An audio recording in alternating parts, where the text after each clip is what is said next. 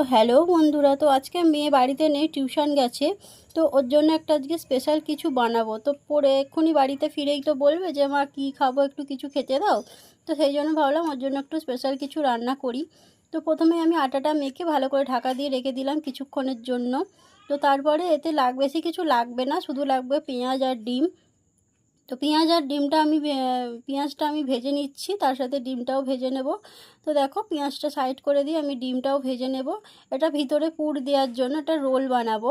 তো দেখতে পাচ্ছ এগুলো আমি ভালো করে ভেজে নিয়েছি, একটু পাস্তা মশলা ছিল সেটা দিয়ে দিয়েছি একটু টেস্টটা ভালো হওয়ার জন্য। তো আমার এগুলো পুর রেডি হয়ে গেছে, এবারে আমি একটা একটা করে এগুলো রোলগুলো বানিয়ে নেব। তো একটা একটা করে আমি রোলগুলো বানিয়ে নিচ্ছি। এবার শুধু এটা তেলে ভাজার পালা। তো আমার মেয়ে তো দেখে খুবই খুশি হয়ে যাবে। এর আগেও একবার বানিয়েছিলাম, বেশ ভালো হয়েছিল, সেই জন্য এবারেও বানালাম, দেখে নিশ্চয়ই খুশি হয়ে যাবে। তো দেখো একটা একটা করে আমি সব বানিয়ে নিয়েছি। তো ও টিউশন থেকে এসে গেছে, খেয়ে কিন্তু খুবই খুশি হয়ে গেল।